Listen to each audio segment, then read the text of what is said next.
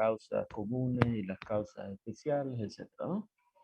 Y ahora vamos a ver que esas gráficas de control pueden ser por atributos, o sea, por atributos ya saben que cuando es alguna cualidad que nosotros vamos a controlar, donde esa cualidad se representa por números enteros. Por ejemplo, sacamos 50 muestras y de las cuales 5 están rechazadas, por decir. O por decirle, es como se dice, sigue el, el sistema de Bernoulli, donde hay solamente dos posibilidades, es aceptada o es rechazada. Nosotros vamos a ver 4 tipos de gráficas por atributo y después vamos a ver 2 gráficas por el tipo de variable continua. Lo importante de estas gráficas de control es ustedes saber las características que tienen, porque después construirla ya van a ver que es bastante sencillo. Y yo en el examen tampoco les voy a pedir que construyan una gráfica de control. Pero yo les voy a poner algunas gráficas y ustedes tienen que saber identificar qué tipo de gráfica corresponde. Entonces vamos a comenzar por los atributos, ¿no? Entonces, control estadístico de procesos por atributo. El término atributo es la propiedad que tiene una unidad o una pieza, es la que yo estoy analizando, de ser buena o mala. Es lo que se llama el modelo de Bernoulli. Es decir, la característica de calidad es estar o no de acuerdo con las especificaciones. ¿Está aprobada o no está aprobada? ¿Es aceptada o es rechazada? Eso es el modelo de Bernoulli. Por eso que se dice por atributo, porque solamente hay 2 alternativas. ¿Está buena o está mala? ¿No? La situación sí o no es siempre típica de la medición de atributos. Un gráfico confeccionado para controlar este tipo de medidas de calidad se conoce como gráfico de atributos.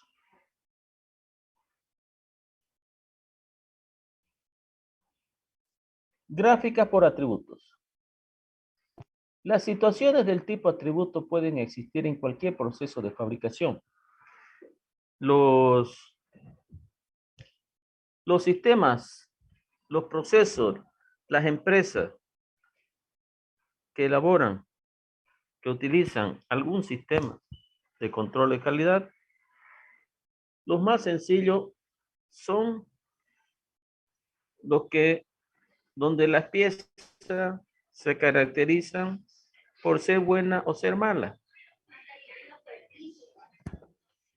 ¿Dónde? ¿Dónde? Ok. Entonces, repito, este gráfica de los atributos son las más sencillas, las que más se utilizan, pero eso no significa que sean las mejores. Son las que más se utilizan porque son las más simples. Normalmente, los datos para construir o para trabajar con estas gráficas, ya nosotros los tenemos. Lo único que falta es hacer algunos ajustes. Por decirle, nosotros sacamos muestras, pero sacamos muestras no de acuerdo a algún criterio. De repente sacamos muestras que están por debajo o por encima de lo recomendado, etcétera. Pero ya las tenemos.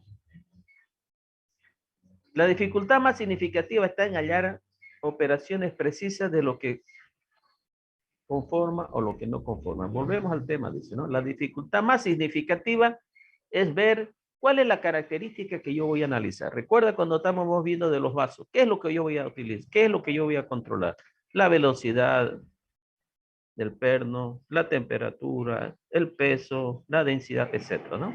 Entonces, pero eso no es un tema que nosotros nos vamos a ver, porque eso no tiene que ver con el control de calidad, sino que tiene que ver con las personas que controlan el proceso, que ellos son los que tienen que saber cuáles son los cuellos de botella de cada sistema y cada sistema es diferente. Los datos del tipo atributo están ya disponibles en muchas situaciones. En cualquier parte que existan inspecciones, clasificación de materiales rechazados, etc. Entonces, en las empresas, en las plantas de producción, ya tenemos los datos. Cuando se requieren nuevos datos, la información del atributo es por lo general rápida, económica de obtener. Entonces, cuando no lo tenemos ordenado o cuando faltan alguna información, es fácil obtenerla, dice. Es falta conseguir, es rápido, se puede conseguir y no es caro. Los datos que se reúnen para informes gerenciales están en forma de atributos y se pueden beneficiar del análisis de las gráficas de control. Como estas gráficas de control son fáciles de entender, entonces se utilizan, dice, para hacer una exposición sobre cómo está la evolución del proceso, para ver cómo está la variabilidad de un día para otro, o de un turno para otro, o de un mes para otro, por decirlo. No solamente para controlar la calidad de las piezas, sino que sirve a través del tiempo, cómo es que nosotros estamos trabajando en la empresa. ¿Estamos mejorando o estamos empeorando? Y el gerente de repente es un economista, por decirle es un administrador de empresa, que no es ingeniero, entonces él tendría dificultades en utilizar otro tipo de gráfica. Entonces estas gráficas, ya vamos a ver, son fáciles de construir y mucho más fáciles de entender. La introducción de las gráficas de control es importante dar prioridad a las áreas con problemas y no usarlas donde sean más necesarias. Entonces, muchas veces, para mostrar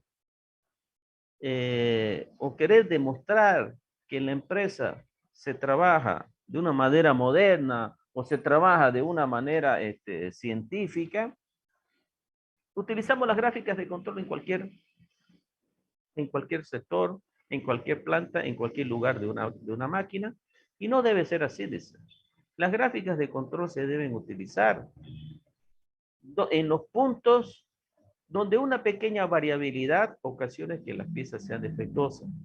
Se deben utilizar en algunos procesos conflictivos, no conflictivos, en algunos procesos que necesitan que se esté, como se dice, ojo al charque, porque cualquier problema que hay ahí va a ocasionar que las piezas sean defectuosas. Por ejemplo, yo no voy a utilizar una gráfica de control para, por decirle, el embotellado de gaseosas en las cajas. Porque ahí, ¿qué problema puede haber? Uno fácilmente puede observar si en esa caja le falta una o dos gaseosas. Entonces, ¿para qué voy a construir una gráfica de control? Pero yo puedo construir una gráfica de control, por decirle, para ver si la cantidad de colorante a la gaseosa es lo correcto, porque si no es lo correcto va a salir una más oscura o una más clara. O para controlar la cantidad de azúcar, porque si no, unas van a salir más dulces que otras. Entonces, las cartas de control deben ser utilizadas donde hayan problemas y para nosotros disminuir esos problemas. Muchas veces las gráficas de control señalan el camino hacia las áreas específicas que necesitan un examen más detallado. Entonces dice, algunas veces nosotros comenzamos a utilizar las gráficas de control y vemos que en ese punto donde estamos tomando las muestras no hay variabilidad. Entonces nosotros mismos nos damos cuenta de que no es importante usar las gráficas de control en ese lugar. Entonces nosotros mismos nos vamos dando cuenta dónde son necesarios el uso de las gráficas de control. Ok, cuando se trata del número real rechazado y del tamaño constantes de los subgrupos, ¿qué son los subgrupos? Los subgrupos son, por decirle, nosotros hemos dicho, vamos a decir, vamos a tomar muestra cada hora. Entonces, y cada hora voy a sacar 10 muestras. Entonces, esas 10 muestras decimos subgrupo 1, que es de las 8 de la mañana y vamos a tomar 10 muestras. El subgrupo 2, a las 9 de la mañana voy a tomar otra vez 10 muestras. A las 10 de la mañana voy a tomar otra vez 10 muestras. Entonces ahí se dice subgrupo 1, subgrupo 2 o subgrupo 3. Entonces, o si no, también se puede llamar lote 1, lote 2, lote 3. Entonces, subgrupo no significa una muestra. Lote no significa una muestra, sino un grupo predeterminado que nosotros con anticipación decidimos cuánta es la que vamos a sacar. Entonces dice, Cuando nosotros decimos se trata del número real rechazado y del tamaño constante de su grupo, o sea, cada subgrupo siempre va a tener 10 piezas. Dice tamaño constante. La gráfica de control que se usa es la gráfica NP. Entonces, la gráfica NP es cuando el subgrupo siempre es el mismo y nosotros tenemos un número real rechazado. Entonces, nosotros sacamos 10 piezas, tenemos una pieza mala. A las 9, el segundo subgrupo, tenemos igual 10 piezas y tenemos 2 piezas malas. El tercer subgrupo, a las 10, sacamos igual 10 y tenemos 4, por decirle. Pero siempre ese 10 es el mismo. Cuando se trata de la fracción rechazada, fíjese, aquí número real dice, ¿no? De 10 piezas yo tengo 2 rechazadas. Es el número real rechazado. Ahora, cuando se trata de la fracción rechazada, entonces, que proviene de una muestra donde el tamaño del subgrupo no es constante, el tipo de gráfica de control que se usa es una gráfica P. Entonces, la gráfica P, por ejemplo, puede ser a las 8 saqué 10, a las 9 saqué, perdón, a las 9 saqué 8, a las 10 saqué 9, pero varía. Y dice, aquí en la gráfica GNP dice número real rechazado, aquí fracción rechazada. Entonces, ¿qué es lo que nosotros vamos a colocar en el gráfico? Si en el lote 1 las 8 se sacaron 9 muestras y fueron 2 rechazadas, entonces 2 entre 9 y esa es la fracción rechazada. Entonces, eso es lo que nosotros vamos a graficar. Mientras que aquí es directamente el número de piezas rechazadas.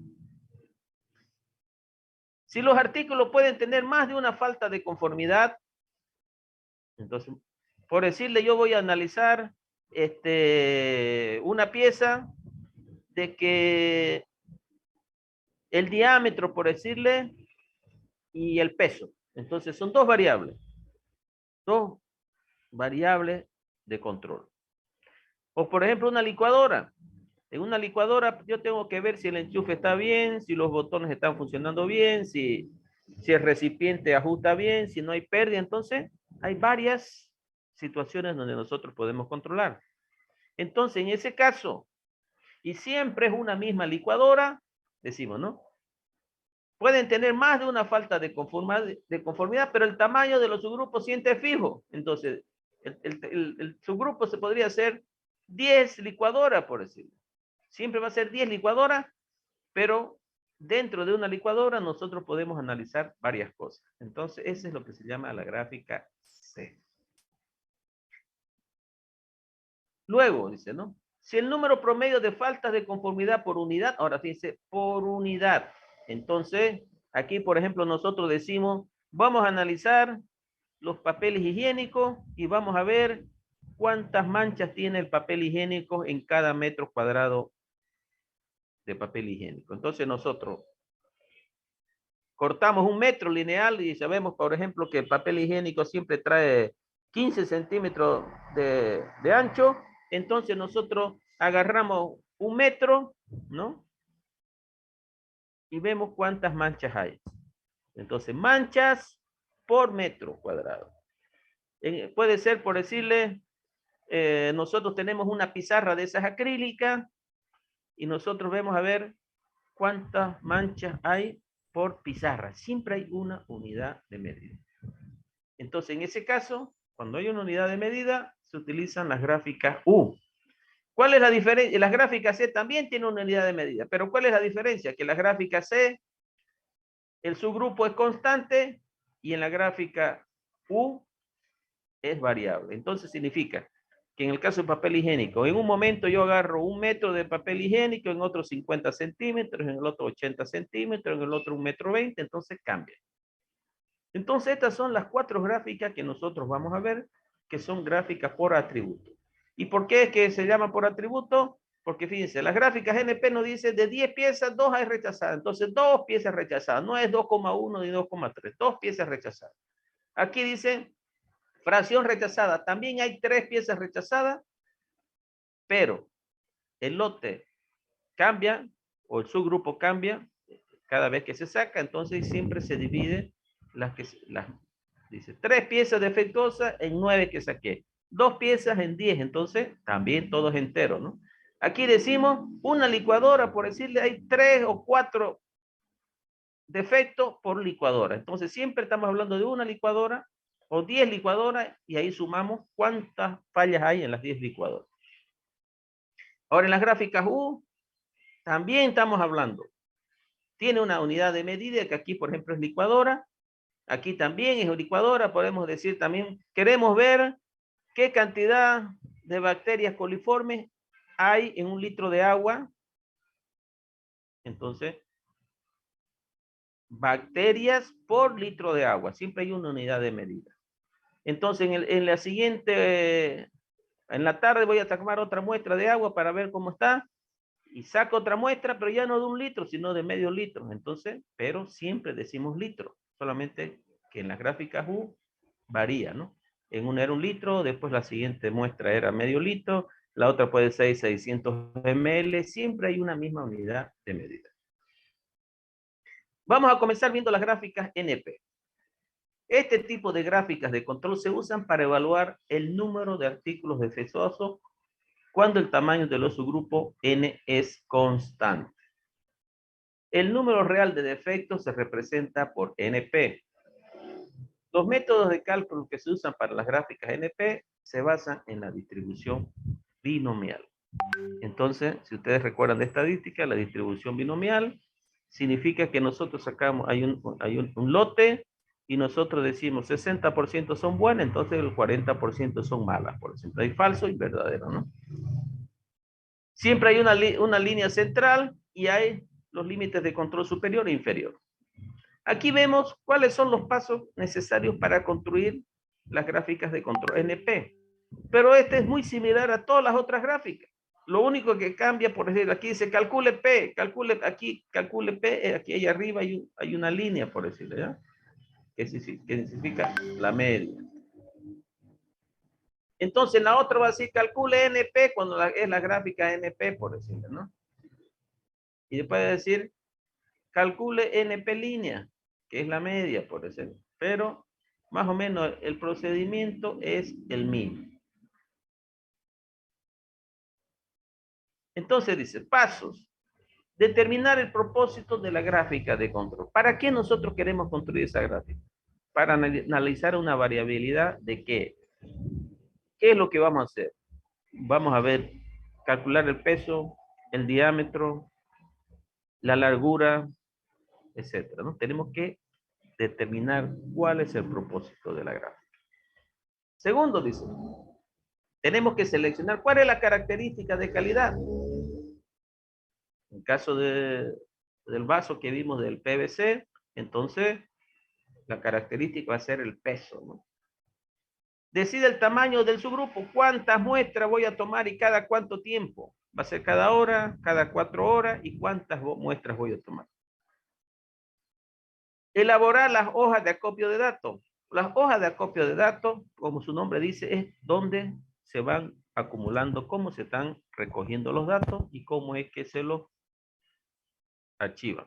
Eso lo vamos a ver en otro capítulo que es exclusivamente los diferentes tipos de hojas de inspección o también llamadas hojas de acopio de datos. En esas hojas de acopio de datos se registran los datos. Calcule P, dice, ¿no? En el caso de las gráficas P, o calcule NP para las gráficas NP. Que ahora vamos a ver eso, ¿no? Calcule la media del P o calcule las medias de las NP o calcule las medias del C o calcule las medias del U. El mismo procedimiento, calcule P, calcule NP, calcule C o calcule U. Y después la media. Luego calcule los límites de control superior y los límites de control inferior. LCS es límite de control superior, LCI límite de control inferior de cada subgrupo. Luego dice trace el P o el NP, que es la línea central. La línea central siempre es la media, ¿no? En el otro caso el C y en el otro caso el U medio. Es la línea central. Para las gráficas P es P, las medias de las P, las gráficas NP, las medias de las NP. En las gráficas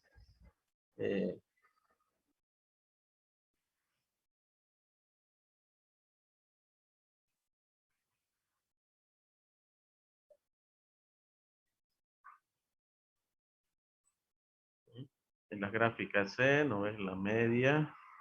Y en las gráficas siempre es la media. La línea central siempre es la media. Y tenemos los límites de control y los límites superiores. ¿Qué es lo que cambia? Lo que cambia es cómo se calculan estos límites de control superior y estos límites de control inferior y la media.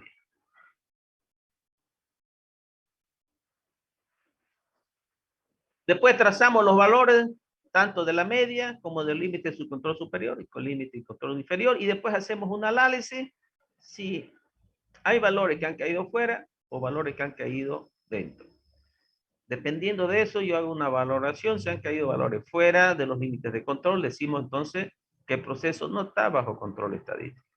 Y cuando el proceso no está bajo control estadístico, entonces significa que hay piezas defectuosas. Y nosotros tenemos que analizar por qué están surgiendo esas piezas defectuosas y tenemos que investigar. Una vez investigamos y hemos descubierto, comenzamos a producir y nuevamente sacamos muestras para ver ahora cómo está el gráfico. Supongamos un proceso que fabrica tornillos. Una manera de ensayar cada tornillo sería probarlo con una rosca calibrada, ¿no? El resultado de este ensayo solo tiene dos posibles resultados, defectuoso o no defectuoso, o conforme o disconforme. Si el tornillo entra en la rosca, se lo considera, si no entra en la rosca, se lo considera defectuoso o disconforme, ¿no? Entonces, aquí podríamos utilizar, si el tamaño de la muestra es constante, nosotros podemos utilizar la gráfica NP. Y si no es constante, la gráfica P. Para controlar este proceso se puede tomar una muestra de tornillos y contar el número de defectuosos presentes en la muestra. Entonces, aquí nosotros tenemos que decidir cuántas. Como vamos a ver primero las gráficas NP, entonces lo primero que tenemos que hacer aquí es cuántas muestras voy a sacar para formar el lote o el subgrupo. La variable aleatoria, número de defectuosos, es una variable aleatoria discreta porque puede tomar un número finito de valores. Los gráficos NP se utilizan para controlar el número de defectuosos en una muestra. Entonces, para controlar este proceso, un inspector se coloca al final de la línea de producción y cada hora retira una muestra de N50. Entonces, cada hora saca 50. Entonces, a la primera hora, ese se llama primer subgrupo o primer lote. Comprueba que cada uno con la rosca y anota de esos 50 cuántos fueron defectuosos. Entonces acá, ¿no? Por ejemplo, a las 7 de la mañana, saca 50 y ve los que están buenos y los que están malos, ¿no? Este resultado se anota en un gráfico hora por hora y se denomina gráficos NP. ¿Por qué? Porque siempre es 50. Si se tomara el proceso un solo tornillo, ¿cuál es la probabilidad de que sea defectuoso? Ok. Entonces,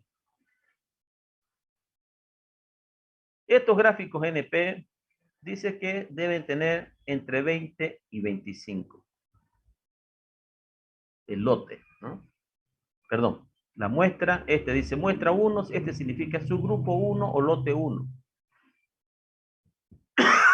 Aquí no hemos colocado por decirle cuántos son, pero aquí dice que son 20 o 25.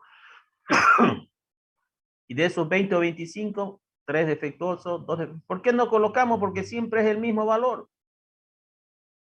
Entonces solamente colocamos de esos 20, vamos a suponer que son 20, en todas las muestras, los lotes o los subgrupos son 20. De esos 20, 3 defectuosos, de esos 20, 2 defectuosos, hasta las 7, hasta las 8, hasta las 9 y así sucesivamente. Y bueno, y aquí yo les voy a dar la fórmula. Esta sería la fórmula, ¿no? De las gráficas NP.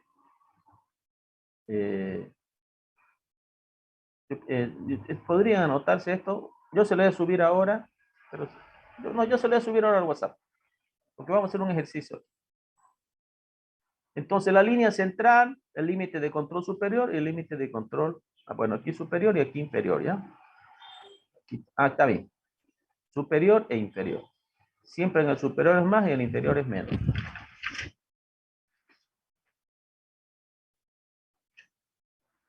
Construimos entonces un gráfico GNP de prueba. Y bueno. Y fíjense, nos da de esta manera, pues esa línea verde es la línea central, esta roja es la límite de control superior y este es el límite de control inferior. Y todos estos puntos son las piezas rechazadas. Entonces, ahora yo les voy a pasar al WhatsApp.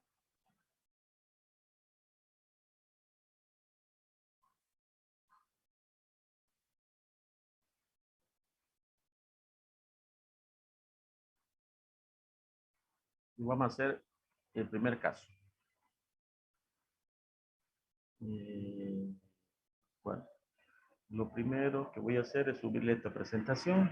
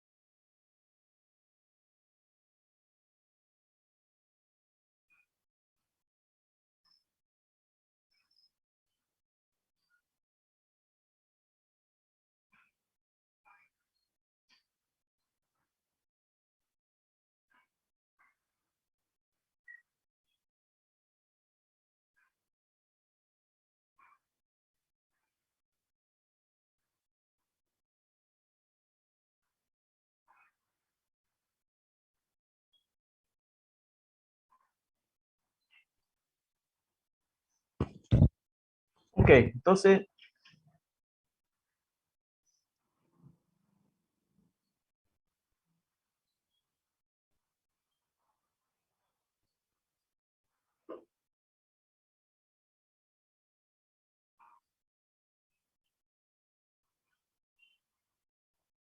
entonces, ya les he subido.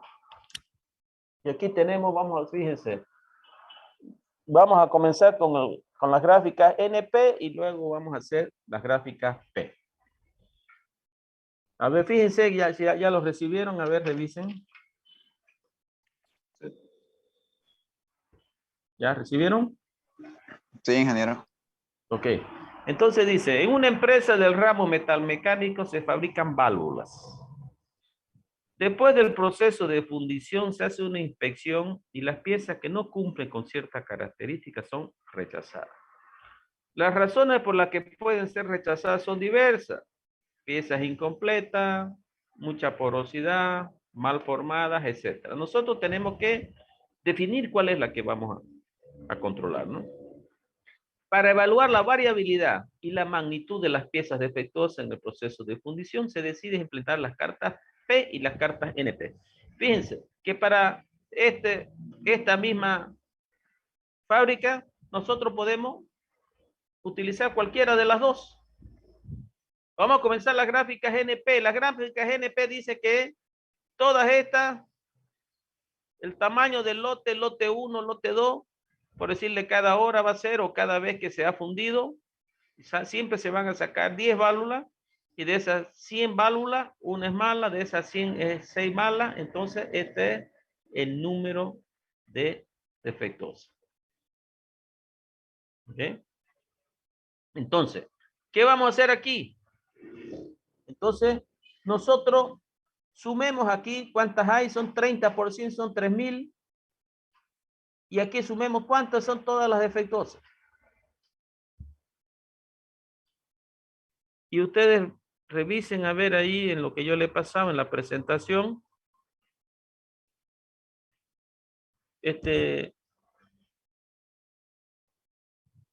No han recibido este ejercicio, ¿no? La diapositiva nomás lo pasó. Déjenme por qué ver qué es lo que ha pasado.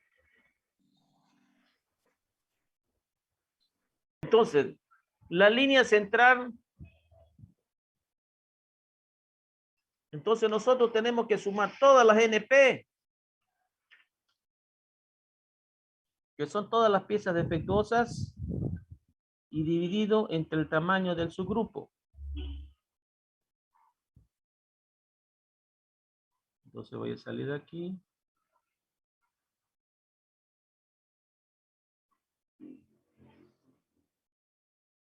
Entonces, el NP con su barra arriba significa la línea central.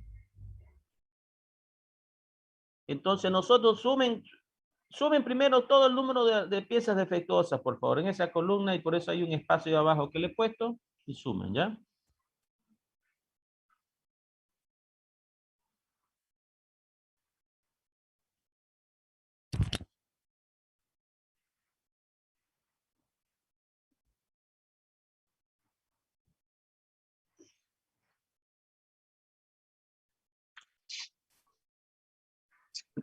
$131. 131. Ok. Y entonces 100 por 30 son 3.000, ¿no? ¿Verdad? Entonces, el NP barra, la línea central, es 131 dividido entre 3.000.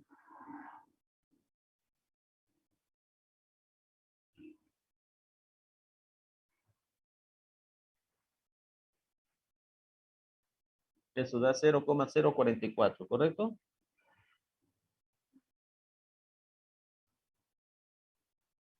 Sí. Ok. Una vez tenemos la línea central, vamos a calcular los límites de control superior, que es igual. El límite de control superior, fíjense que ya eso está aquí. Yo ya se lo pasé.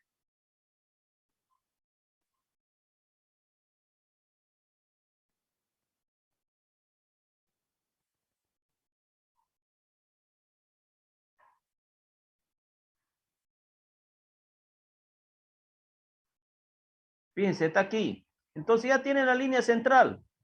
Entonces, el límite de control superior es NP, el valor de aquí arriba de 0,044 más 3 por raíz cuadrada de NP, que es este mismo valor acá, por 1 menos P medio.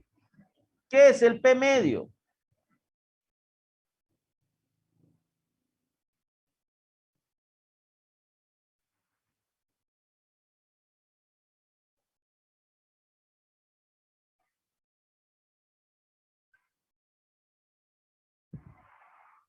Es el número de piezas defectuosas, o sea, 131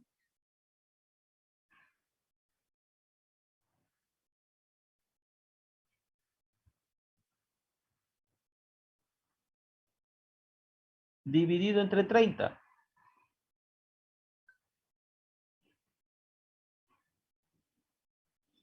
No tenemos que confundir, fíjense, la línea central NP es la sumatoria de todas las piezas defectuosas, ¿no? Dividido entre el tamaño del subgrupo, dividido entre 30, ¿no? Dio 0,044. Ahora, ¿qué es el P barra? Es el número de piezas defectuosas Perdón. Aquí tengo, hay un errorcito, ¿ya?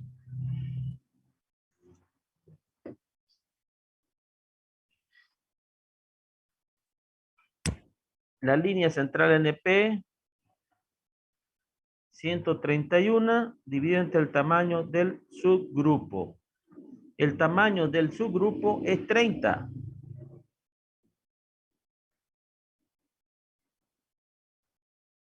A ver.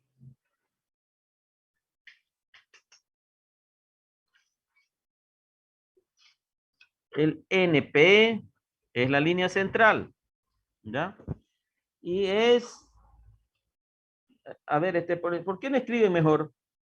¿Ok? Escriban, a ver. Línea central, NP barra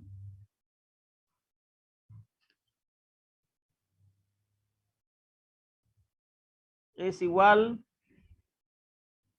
al número de piezas defectuosas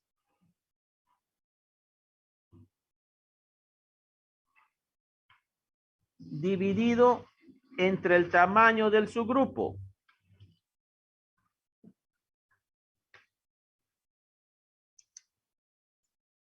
Entonces, 131 dividido entre 30.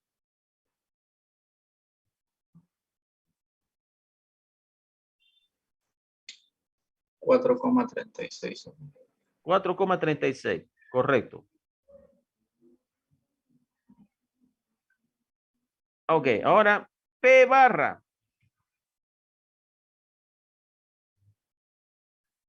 es el número total de piezas defectuosas. Número total de piezas defectuosas dividido entre el total de piezas inspeccionadas.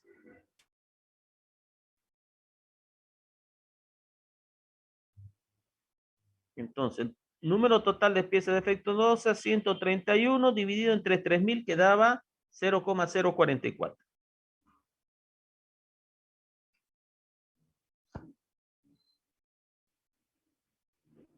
Entonces, NP, ¿cuánto me dijeron que era?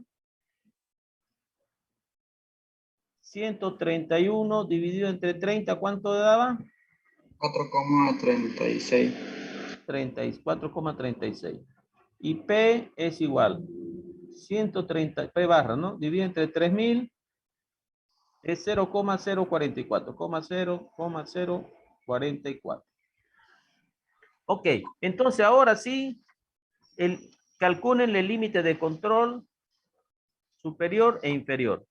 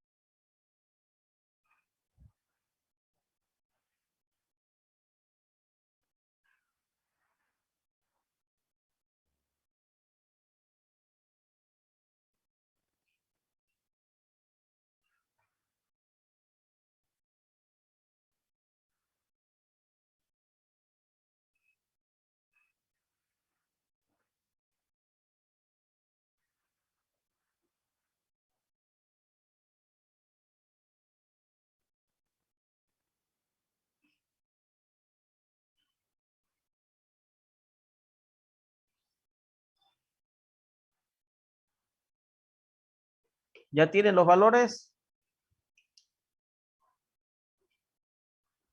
El límite superior me salió 10,62. No sé, 10,62. Ya, ¿y el límite inferior? 1,90. ¿Cuánto? Menos 1,90. Menos 1,90. Entonces, cuando da negativo, eso es igual a 0, porque aquí, ¿qué significaría eso?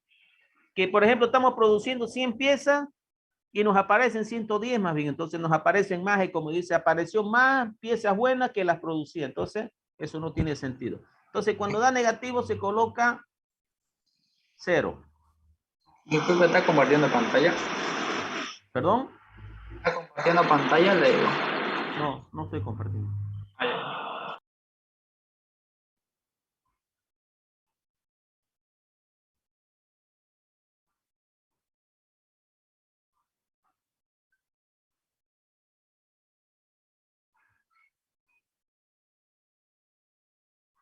Ahora voy a compartir.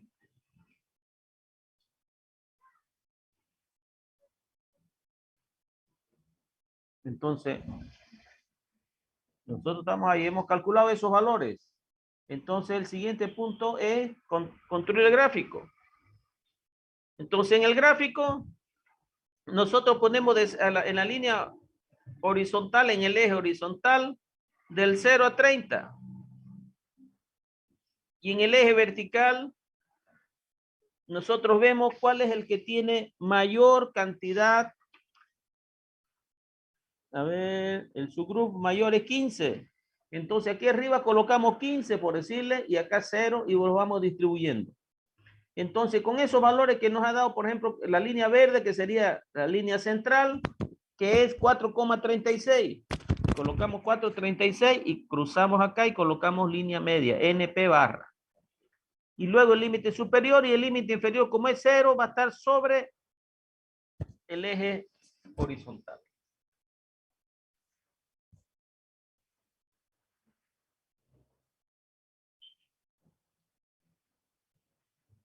Y cada uno de estos puntos es, por ejemplo, el lote 1 dice que tiene una pieza defectuosa, entonces, como lote 1, y aquí en el eje vertical vemos 1 y ahí ponemos un punto.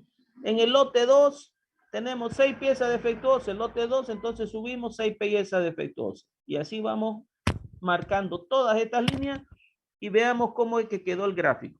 A ver, háganlo, por favor. Mientras yo me levanto 5 minutos mientras ustedes hacen ese gráfico. ¿Ha quedado claro cómo que tiene que elaborarse el gráfico? ¿Alguien tiene una duda, por favor?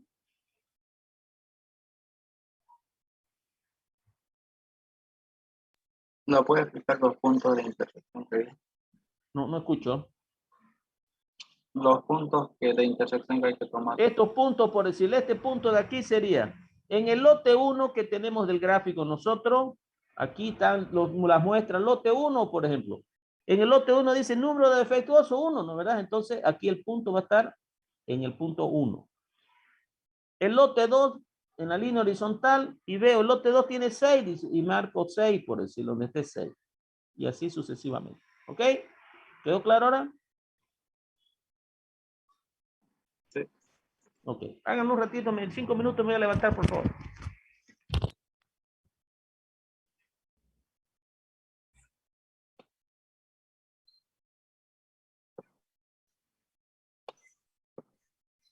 Ok. Entonces, fíjense. La línea central aquí lo he puesto con rojito, ¿no? La línea azul, el límite de control superior. Y los puntos los ha puesto con amarillo y los ha unido. Entonces, fíjense, si nosotros nos ponemos a revisar, vamos a ver que aquí tenía 1, sube a 6, después está bajando. Fíjense, nosotros en el anterior capítulo vimos qué significa una normalidad por irregularidad. Dijimos que hayan 5 o 6 puntos para abajo, 5 o 6 puntos para arriba. Aquí 1, 2, 3, 4, 5. Entonces aquí fíjense, está bajando, pero después subió. 1, aquí subió, bajó, aquí subió. Pero aquí hay uno que está fuera del límite de control superior. ¿Qué significa cuando está fuera del límite de control?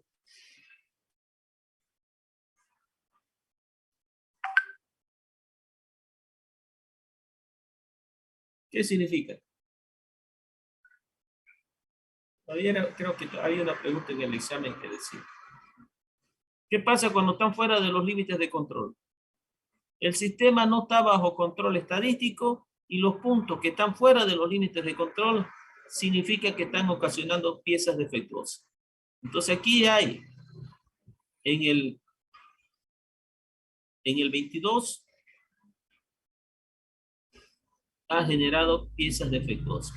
Entonces, ese 22 a través de la hoja de inspección, ahí nos va a decir en qué horario fue que se sacaron esas muestras, quién fue el que estaba supervisando y se tiene que ver qué fue lo que pasó en ese momento. De repente fue un corte de energía, de repente fue que se decidió cambiar o hacer un ajuste en la máquina, que salieron piezas defectuosas. Porque después nuevamente, a la siguiente hora, ya nuevamente se puso bien. Ok, entonces, este punto 22 que está afuera, significa que hay piezas defectuosas. Ahora, ¿qué es lo que nosotros tenemos que hacer? Ver qué pasó y se resolvió y comenzar a sacar otra vez las muestras y nuevamente construir el gráfico. Vamos a suponer que este de aquí ya no está. Yo no sé si usted, aprovechando que lo ha hecho en Excel, puede sacar ese punto 22, eliminarlo. No, ingeniero. Pasa que puse los datos nomás. Si muevo o sea, si cambio aquí los datos, la gráfica no se va a cambiar. Usted no puede retirar este que dice 22, aquí no puede retirarlo esto. ¿Cuál? Es que no Donde sé. dice 22. Solamente donde dice 12. 12. Póngale a ver, ¿qué pasa cuando donde dice 12? ¿Qué pasa? Los 22 por decirle, pero en el lote 22 hay 15 piezas defectuosas, ¿no? Aquí 15 piezas defectuosas. En el lote 22 hay 15 piezas defectuosas. Ahí póngale 0 ahí. Ok. Quiero ver qué pasa en el gráfico. Y aquí también no cambia el gráfico, ingeniero, porque a medida de que yo agarro todos los datos acá, de recién armo el gráfico. Así que este gráfico de acá está hecho con los datos que puse al inicio. Ya, ok.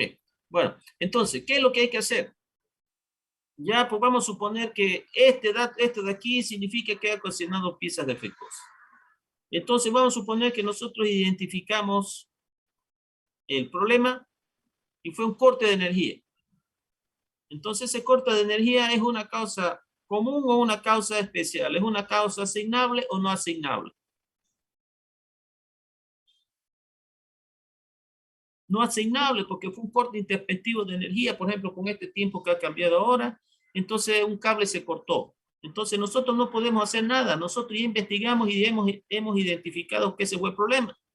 Entonces, como ya identificamos, nosotros tenemos dos alternativas. Sacamos ese punto o nuevamente, como es solamente un punto, ya está identificado que ha sido una causa no asignable.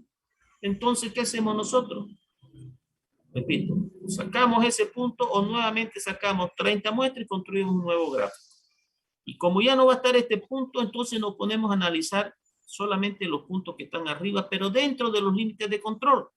Y comenzamos a revisar, por decirle, para mejorar la calidad. Entonces, para disminuir esa variabilidad. Pero aquí lo primero que teníamos que tomar era investigar qué es lo que estaba pasando, por qué ese se quedó tan alejado, y eso ya significa pieza defectuosa. Entonces, fíjense que a través de un gráfico, aquí tenemos muchos valores y dice, sirve para hacer un informe de gerencia. Cuando tenemos muchos valores, nosotros no sabemos qué es lo que ha pasado acá. Pero cuando venimos aquí a un gráfico, vemos que hay un punto que está fuera del límite de control y cualquier persona, toda una persona que no haya estudiado, sabe que cuando está fuera de los límites de control es que hay problema. Entonces, a través de un gráfico, nosotros con una mirada rápida, ya sabemos que hay un punto donde se ha fabricado piezas defectuosas. Entonces, los gráficos de control sirven para eso, para ver si el proceso está bajo control estadístico o no está, y qué es lo que ha pasado, cómo es que está la variabilidad. Aquí yo veo que lo ideal es cuando hay una para abajo, una para arriba, en cada punto, pero sobre la línea central y otro sobre la línea central. Entonces, uno pasando un poquito la línea central y otro bajando un poquito. Eso sería lo correcto. Pero aquí nosotros vemos que hay, por decirle, 1, 2, 3, 4 puntos por debajo de la línea central. Entonces, eso significa, a pesar de que estas piezas no son defectuosas, pero muestran una irregularidad, mucha variabilidad. Y entonces, ya resolvimos esto, investigamos de ese punto 22, entonces ahora tenemos que concentrarnos a ver por qué es lo que ha pasado, que hay 5 puntos por debajo, acá también. 1, 2, 3, 4, 5 puntos también por debajo. Y lo correcto es que siempre sea uno para abajo y uno para arriba. Entonces, para eso que nos sirven los gráficos de control. Este es el más sencillo, como ustedes lo han visto, ¿no? Ahora ahí mismo está el otro que es igual, la única diferencia es que el tamaño del lote es diferente. Y yo la próxima clase ya lo vamos a ver, donde los límites de control superior e inferior también se calculan de manera diferente y el límite central también se construye de manera diferente. ¿Quedó entendido más o menos cómo es para qué sirven los gráficos de control?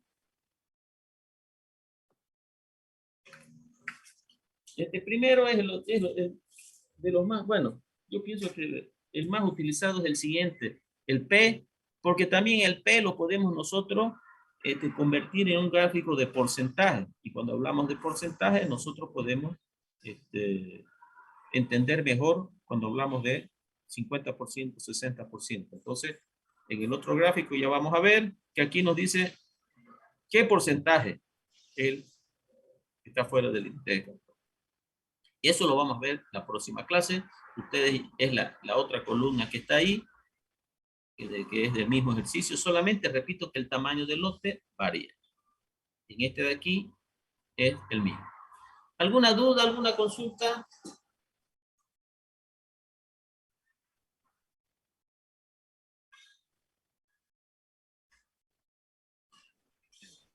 No hay nada.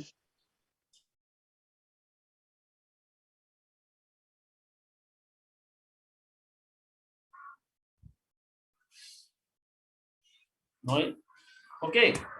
Bueno, entonces esperemos que los problemas se resuelvan y nosotros podamos volver el próximo miércoles sin ningún problema a hacer clase. Pero si no, recuerden que es importante que donde estemos tratar de colaborar con este paro, que no solamente es por el bien de la universidad, sino lo más importante que es por nuestra libertad, por defender la democracia